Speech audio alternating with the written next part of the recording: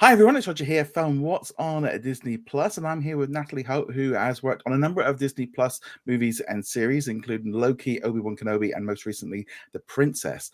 And so just like, thank you very much for taking your time out of your busy day to speak to me today. And I've got to ask, first off, how do you come out like with an original feel for each of those like projects? So, well, I guess I don't know. I mean, I just felt like with Obi-Wan Kenobi, John Williams kind of came on board and wrote the Obi theme. So that really kind of set things up for me in a way, because we didn't know if we could use his original themes. So we were trying to do something kind of new, but still within the Star Wars universe. And then once he came on board with his theme, it just kind of unlocked everything for us. That's cool. And what was it like working with John Williams on this project? So yeah, John was just he came on board and he just had a couple of weeks, and he wrote the Obi theme and then the kind of the suite of how the theme could be used in various places. And he was just lovely. He sent me the piano score for the theme before he'd recorded it, because John basically doesn't do demos. He writes all like on an architect table with a stopwatch, the manuscript, so directors don't get to hear it. I think even Spielberg just gets a piano, here it is on the piano, and then you'll hear it when the orchestra's playing it. He's at that point, obviously, like so iconic that he can kind of get away with that. I'm going to start doing the same thing. Like, no, I'm not doing demos anymore. Did you have any like? Did you have any like pressure from like for doing Obi-Wan Kenobi? Did you feel under much more pressure on doing this one? Yes. And how did you kind of feel like once it was out and everyone could kind of react to the music that you put out there?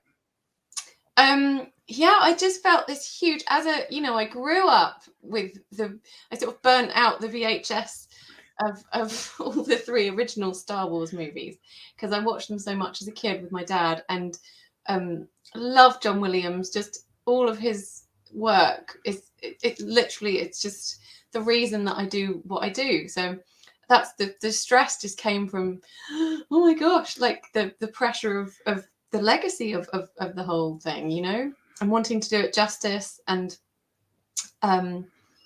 just wanting to tread the right balance between the old and the new and complement what he'd done, but with some modernity that Deborah Chow had requested. And everything was going up. So like my Leia theme, I wrote, and then it would go on up to Kathleen Kennedy, and it's just like, these huge iconic figures in the industry are hearing your music. It's just, of course, it's pressure and stress. But hopefully the fans of, you can't please everybody with Star Wars. Like, I'm sure there's a lot of people who just wish John had scored the whole thing, and of course it would, he's 90, and so yeah, it's definitely a feeling of like, I mean, it's just great the fact that he was able to do some work on it. Did you feel like having done like Loki, this kind of helped like set up for Kenobi? You were a bit more used to the process, or was it completely different working for Marvel and Lucasfilm? Very different. Yeah, it was very different. Just they're very different companies, and also just Loki happened in lockdown, so it was very much like on Zoom, and production shooting got shut down because of COVID. So we actually had quite a lot more time because of that. So, and then Obi was I got the job in December, and then finished the job beginning of April. So wow. Yeah. And I've got to ask as well, like, obviously, like The Princess has just come out on Disney Plus over here in the UK and on Hulu in the US. How did it kind of? What was your kind of thoughts of going into making that score?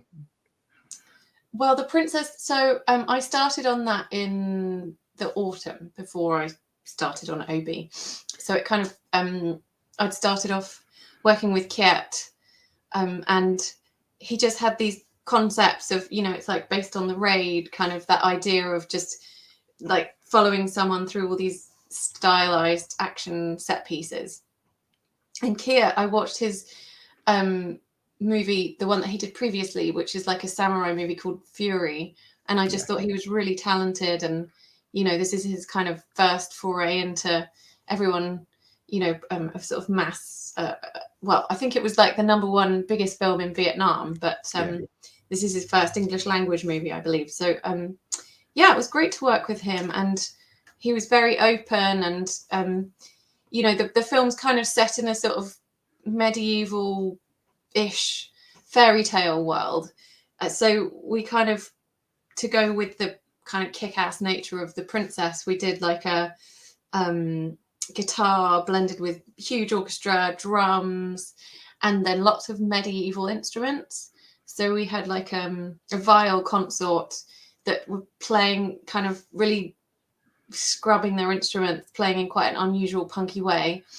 And then we also had medieval bagpipes, which just have the, it was just kind of these big sounds, and then like a guitar played by Jack Halama, and he's just incredible. So that really set the whole thing, the tone for the whole film. Yeah, I must admit, I really enjoyed watching that one last week when it came out. So I've got to ask, so obviously you've done some Marvel, and you've done some Star Wars, and you've also done some 20th Century Studios. Would you like to kind of jump into maybe doing some like Disney animation or Pixar next? Yeah, I'd love to. I think it's because I've got an 8-year-old, and she's never really been able to see anything I've done, and she's a huge Star Wars fan. Like we watched it through in chronological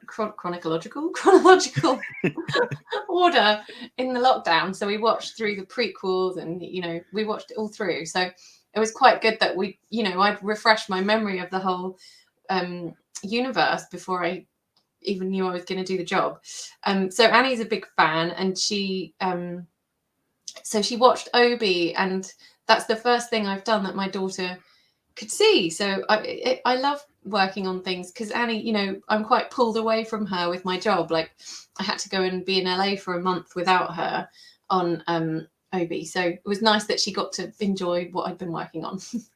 That'd be great. There's also that thing as well of, did you find there's a big difference like doing like a series to a movie? Is there much of a difference in it, or just like more work to do? I think, well, before I got onto this level of TV series, it tended to be just one, going through episode by episode, and I think with Loki and with Obi, it was more like working on a film, because I was working on episode 6 and 1, and you're trying to give it that feel of a movie, and you want the sort of themes to be cohesive and feel like they're building throughout the whole thing and everything's connected. So when I first started working on Obi and Loki, I was just trying to find the themes where the characters are going, and then seed it throughout. So, which is, I guess, what you do in a film. So not really. I think the whole way we consume content is changing. I mean, I think people want to spend more time with their favorite characters, and like with Loki, it's just like we've got 6 hours, a 6-hour movie basically. Not that each episode's an hour, but a 5-hour movie perhaps, where we get to just explore the character in more depth. And so I think people are really enjoying this shift into, getting to know their characters better in a TV setting. Yeah, I mean, especially, Loki had some amazing just music and stuff.